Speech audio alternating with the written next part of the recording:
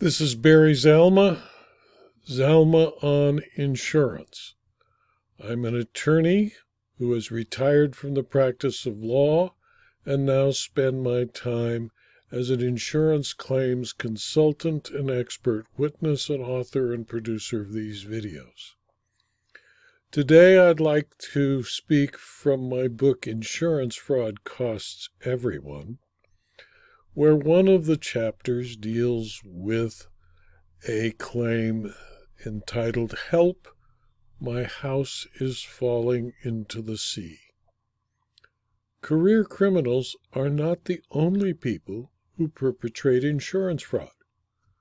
The temptation has become so great that almost anyone who is given the opportunity will try. Those who do not premeditate insurance fraud are called perpetrators of soft frauds, and most are small. Some are not. The story that follows is not a soft fraud, but one that was premeditated for a great deal of money by a person who should have known better. Some years ago, residents of a hillside community in California received a letter from the county engineer informing them that their houses sat on an active landslide. The engineers concluded that an unusual amount of irrigation water from septic systems, and rainfall lubricated an ancient landslide under their homes, and that the slide was moving. The engineers were concerned because it was moving at the rate of 3 inches a year. The houses sitting on the landslide were also moving a few inches a month. Within 10 years, the houses would be torn apart by the movement if nothing was done to stabilize the hillside.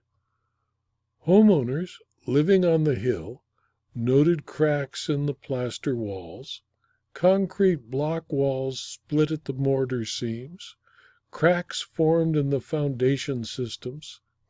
Since the homes on the hill were all valued from $500,000 to $5.5 million, the monetary value of the potential loss of 300 homes on the landslide was enormous. Many of the homeowners gathered and hired counsel to pursue persons responsible for their damage. On advice of counsel, the homeowners reported claims to their insurers. Most of the insurers denied the claims because of clear and unambiguous exclusions for earth movement or subsidence. The insurers concluded that the predominant cause of the damage was the excluded peril of earth movement. The claims were fairly and reasonably rejected. Some of the homeowners accepted the decision of their insurers. Some of the homeowners sued their insurers. The imaginative homeowners, like the insured who is the subject of this story, found a better way. The insured was a real estate lawyer. He had experience in dealing with insurers for commercial developers he represented. He knew that in addition to the basic retail insurance market, there was a surplus and excess lines insurance market that would insure almost anything. Without informing his broker of the landslide situation on the hillside, he asked the broker to seek a specialty insurance policy for his home. He wanted insurance that covered him for both earthquake and earth movement, landslide, mudslide, or other types of earth movement normally excluded by a homeowner's policy. He explained to the broker a concern that wildfires that often devastate hillside communities remove vegetation from the hillside and increase the hazard of mud flow and landslide. He had invested a great deal of money in his home and wanted to protect against that risk. The broker found a policy offered by a surplus line insurer. The policy insured dwellings only for the perils of earthquake and earth movement. The premium was a reasonable 3.75% of the value of the dwelling, with a deductible equal to only 5% of the total amount at risk. To obtain the policy, all the insurer required, by way of an application, was the name of the insured, the address of the property to be insured, and the amount of insurance requested.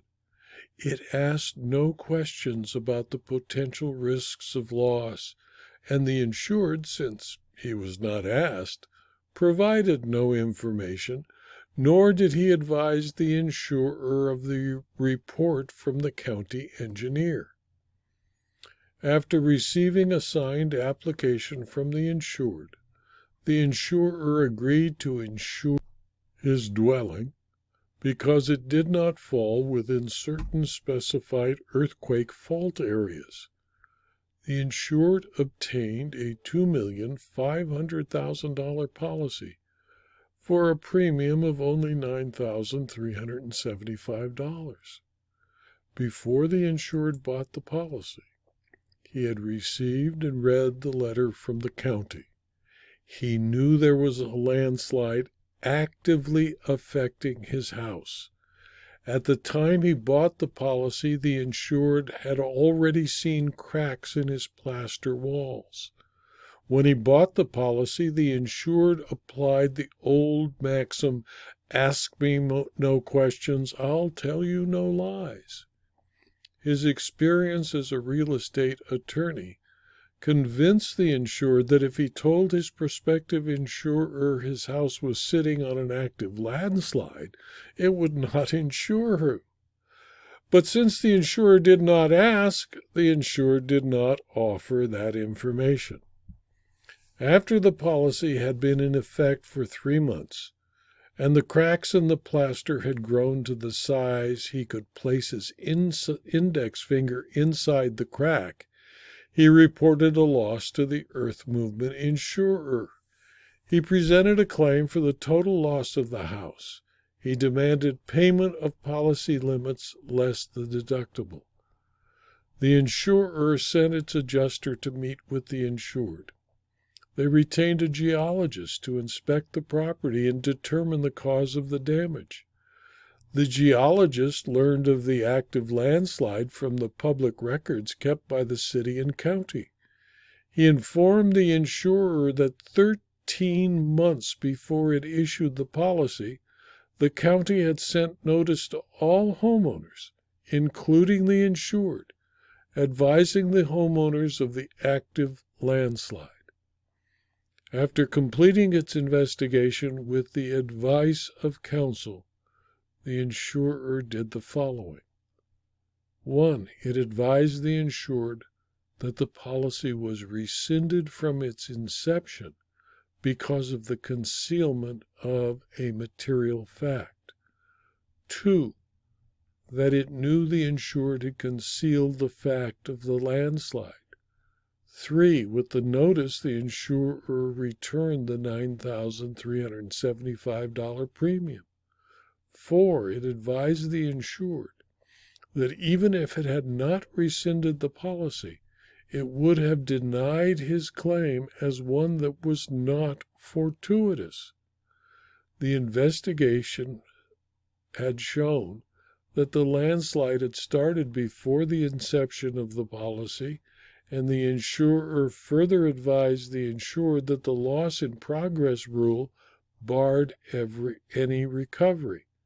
The insurer recommended that the insured present his claim, if he still wished to pursue it, to the insurer who insured him against earth movement at the time of the loss. Of course, there was no insurer at the time of the loss, and that the insurer had reasonably concluded that although the loss was progressive and continuous, it was fairly certain that a loss had occurred on or before the insured learned of the landslide, and certainly before the insured applied for the insurance. Of course, the insured did not have earth movement insurance at the time of the policy and bought the insurance from the surplus line insurer in an attempt to recover for the loss that had already occurred. The insured, if asked, would testify he had no intent to defraud his insurer. He would testify that the insurer, if it had asked him, would have been told the truth. All he was doing was taking an economic advantage over a lazy insurer who did not bother to ask. What the lawyer insured would have said, on its face, seemed reasonable. It wasn't true. He knew of a material fact that would affect the decision of his insurer to insure him. He concealed that fact from the insurer. He intended to conceal that fact from the insurer. Had the insurer known the truth, it would not have issued a policy for a loss that was in progress, since by definition, insurance only reacts to a contingent or unknown event. The event was neither contingent nor unknown. It was known to the insured at the time he applied for the insurance. The insured, a lawyer who should have known better, attempted a fraud. His action in fraudulently getting an earth movement policy was reprehensible. His actions in buying the earth movement policy were no less a fraud than if he set the house aflame and made claim on his fire insurance. Insurance is, as the lawyer should have known at the time, a contract where one undertakes to indemnify another against loss, damage, or liability arising from a contingent or unknown event. As a lawyer, the intentional concealment of a material fact with the intent to deceive an insurer to its detriment is fraud, a criminal act, and if arrested, tried, and convicted, it is grounds for disbarment. For that reason, the insured accepted the denial and did nothing further about the claim. Had the insurer not done the minimum investigation and retained the services of a competent engineer, it would have paid the $2,500,000 claim. Had the insured's fraud been presented to a prosecutor, he could have been arrested, tried, and convicted of attempted insurance fraud, and would probably have been disbarred. He was lucky that the insurer agreed to a mutual rescission of the policy, a return of the premium, and to forget that it had almost been the victim of an insurance fraud. This video was adapted from my book, Insurance Fraud Costs Everyone, which is available as both a Kindle book and a paperback from Amazon.com. If you found this story interesting or instructive, please pass it on to your colleagues. It's free. And please subscribe to my YouTube channel, my Rumble channel, and my blog so that you can be advised of future videos and blog postings. Thank you for your attention.